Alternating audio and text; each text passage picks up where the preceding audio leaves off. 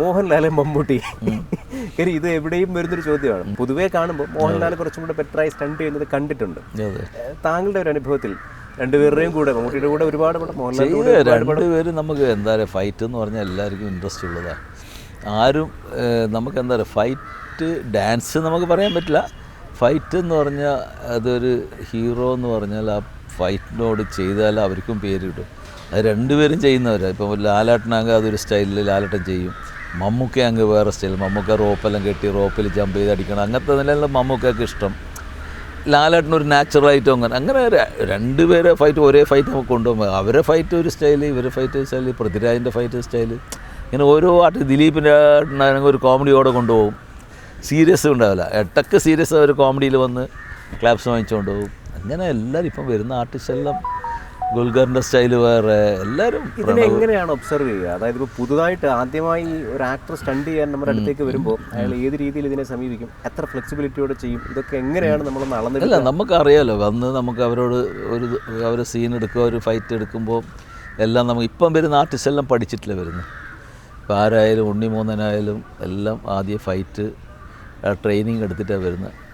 ഉണ്ണിമൂന്നെല്ലാം first ഞങ്ങൾ മദ്രാസിൽ വരുന്ന സമയത്ത് ഞാൻ അവിടെ ഒരു ഫൈറ്റ് ചെയ്യുന്ന ക്ലാസ്സിൽ കൊണ്ടുപോയി ഒരാഴ്ച ട്രെയിനിങ് എടുത്തിട്ട് ഞങ്ങൾ ബാങ്കോക്ക് സമ്മർ എന്ന് പറഞ്ഞ പടം, പ്രമോദ് പപ്പൻ്റെ പടത്തിന് കൂടെ വന്ന് ഫുൾ ടൈം ഫൈറ്റായിരുന്നു. എന്നാണ് ചെയ്തത്. ആ പടത്തിലെല്ലാം ഫൈറ്റിന് നല്ല പേര് കിട്ടിയതാണ്. ഉണ്ണിമൂന്നൻ്റെ ഫസ്റ്റ് പടം. അങ്ങനെയല്ല പറയാം, ഓരോരുത്തർക്ക് ഇൻട്രസ്റ്റ് ഉണ്ട്, ചെയ്യണമെന്ന് ഇൻട്രസ്റ്റ് ഉണ്ട്. അപ്പം അവർക്ക് എങ്ങനെ ഒരു മനസ്സിന് ഫൈറ്റ് സൂപ്പർ, എന്ത് വേണമെങ്കിൽ ചെയ്യുക എന്നുള്ളതിലായിരുന്നു ഇപ്പം വരുന്ന ആർട്ടിസ്റ്റല്ല. നമുക്ക് അത് വെച്ചിട്ട് അങ്ങനെ ചില പ്രത്യേക ഇഷ്ടങ്ങൾ കാണുമല്ലോ, അതുണ്ടാവും. ഇങ്ങനെ ചെയ്യണം, ഇങ്ങനെ വന്ന് പറയും, പക്ഷേ ഇങ്ങനെ ചെയ്തോട്ടെ, നമുക്ക് ഓക്കെയാണ്, ഇത് റിസ്ക് ഇല്ലാത്ത അങ്ങനെ നമ്മൾ ചെയ്തു കൊടുക്കും. എന്താണ് വന്ന് പറയുക? ഉദാഹരണത്തിന് ഇപ്പം മമ്മൂട്ടി പറയുന്നത് എന്തായിരിക്കും മാസ്റ്ററോട് പറയുക? ഇല്ല, മമ്മൂക്കൊന്നും അങ്ങനെ പറയില്ല. മമ്മൂക്കെല്ലാം ഒരു സീനോടെ നോക്കുമ്പോൾ നമ്മൾ കറക്റ്റായിട്ട് മനസ്സിലാക്കണം. ലാലേട്ടനാണെങ്കിലും നമ്മൾ ഓവറായിട്ട് പോകുമ്പോൾ ഈ കഥയോടെ എങ്ങനെയാണ് പോകുന്നത്, നമ്മൾ എന്തെങ്കിലും കുറച്ച് ഓരോ അയ്യോ ഇത് വേണ്ട, ഇത് ശരിയാവില്ല, അപ്പോൾ അങ്ങനെ ഇടയ്ക്ക് പറയും, മമ്മൂക്കയും പറയും, ഇവരും പറയും. അപ്പോൾ നമ്മൾ ഇടയ്ക്ക് ഒരു കുറച്ച് ഓവറാക്കട്ടെ എന്ന് വിചാരിച്ച് പോകുമ്പം, അപ്പോൾ ഒരു സബ്ജക്റ്റ്, മലയാളം എന്ന് പറഞ്ഞ സബ്ജക്റ്റ്, വേറെ തെലുങ്ക് തമിഴാണെങ്കിൽ എന്ത് വേണമെങ്കിൽ ചെയ്യാം. തല്ലിന് വേണ്ടി ഇവിടെ തല്ലില്ല.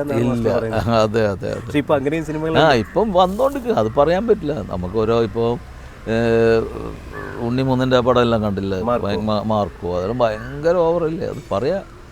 അതെല്ലാം കൊറിയൻ പടമാതിരി നമ്മൾ കാണുമ്പോൾ കൊറിയൻ പടത്തിലെല്ലാം ഇതേമാതിരി ഉണ്ട്. പക്ഷേ അന്നേരം വിചാരിക്കും ഇതൊന്നും മലയാളത്തിൽ എങ്ങനെ വരും എന്നുള്ളതായിരിക്കും.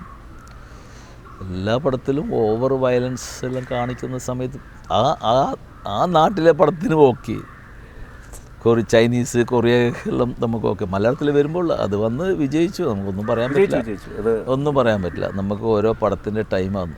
ഏറ്റവും പുതിയ വാർത്തകളും വിശേഷങ്ങളും വിരൽ തുമ്പിലറിയാൻ സീ മലയാളം ന്യൂസ് എല്ലാ ഡിജിറ്റൽ പ്ലാറ്റ്ഫോമുകളിലും ലഭ്യം.